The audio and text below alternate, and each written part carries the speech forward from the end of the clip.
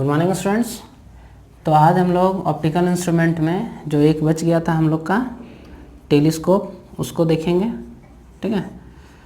तो टेलीस्कोप जो होता है वो आपका दो तरह का होता है। ठीक है। पहला जो होता है वो आपका टेरेस्ट्रियल होता है और दूसरा जो होता है वो आपका क्या होता है, एस्ट्रोनॉमिकल होता है।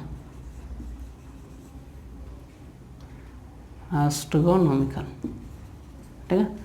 टेरेस्ट्रियल के थ्रू जो टेलीस्कोप होता है उसके थ्रू हम लोग अर्थ पे ही किसी ऑब्जेक्ट को देखने के लिए यूज़ करते हैं, जबकि एस्ट्रोनॉमिकल का इस्तेमाल हम लोग सन, स्टार, जितना भी हम लोग का एस्टेरॉयड वगैरह है, और फिर आप चंद्रमा वगैरह को देखना चाहते हैं तो उसके लिए हम लोग एस्ट्रोनॉमिकल का इस्तेमाल करते हैं। ठीक है। तो हम लोग अभी पढ़ेंगे किसको, एस्ट्रोनॉमिकल को ही पढ़ेंगे और इसमें देखेंगे कि ये काम कैसे करता है। ठीक है। तो इसमें क्या होता है, इसमें आपका दो लेंस होता है। ठीक है। दो कॉन्वेक्स लेंस होगा। एक को हम लोग ऑब्जेक्टिव लेंस बोलते हैं और दूसरे को हम लोग आईपीस बोलते हैं। ठीक है। ये दो आपका लेंस है, ये आपका प्रिंसिपल एक्सिस है। ठीक है। ये आपका ऑप्टिकल सेंटर इसका हो गया। अब हम मान लेते हैं कि यदि इन्फिनिटी पे जिस ऑब्जेक्ट को आप देख रहे हैं, मान के तो वही चलते हैं कि सूर्य, चंद्रमा, ग्रह, नक्षत्र जो भी आपका इन्फिनिटी पे है, तो इन्फिनिटी से दो पैरेलल रेज आपका आएगा। एक रे आपका पी से होके जाएगा, एक रे आपका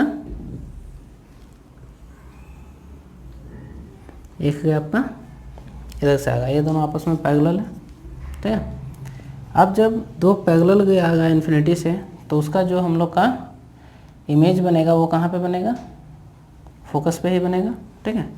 मान लेते हैं ये आपका फोकस है, एफ है, और ये एफ डैश है। ठीक है। तो ये तो आपका जो पी से होके जाएगा वो तो सीधा इससे निकल जाएगा।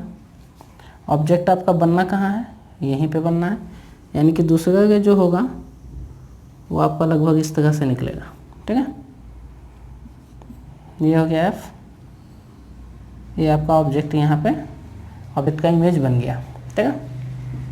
अब उसके बाद ये इसको हम लोग बोलते हैं ऑब्जेक्टिव लेंस। ठीक है। और इसको हम लोग बोलते हैं आईपीस। ठीक है। यहाँ पे हम लोग इस लेंस के पास आंख रख के हम लोग देखते हैं।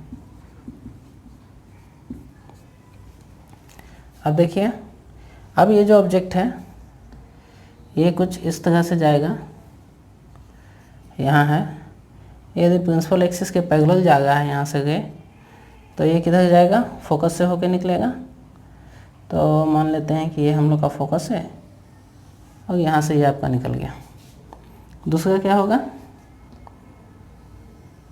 पी से होके जाएगा और ये जिस तरह से जाएगा उधर उसी तरह से निकल जाएगा। तो ये क्या होगा, धीरे धीरे आपका एक्सपेंड करेगा इधर, तो ये मिलेगा किधर, तो इधर ही हम लोग एक्सटेंड करेंगे तो इधर ही कहीं हमको मिलता हुआ ये प्रतीत होगा। ठीक है। एक्चुअली ये मिलेगा नहीं, लेकिन मिलता हुआ आपको प्रतीत होगा। ठीक है। तो मान लेते हैं यहाँ पे कहीं काटना, तो इसका इमेज कहाँ बनेगा आपका, यहाँ पे। यानी कि इन्फिनिटी पे आप जिस ऑब्जेक्ट को देख रहे थे, मान लेते हैं कि हम लोग मून को देख रहे थे, तो मून का जो इमेज है वो हम लोग को यहाँ पे इस तरह से दिखेगा। ठीक है। अब हम लोग इसका मैग्नीफिकेशन देखते हैं कि ये कितना मैग्नीफाइड ऑब्जेक्ट हम लोग को मिलता है। और ये इधर आपका यहाँ पे आपका आँख रहेगा। ठीक है।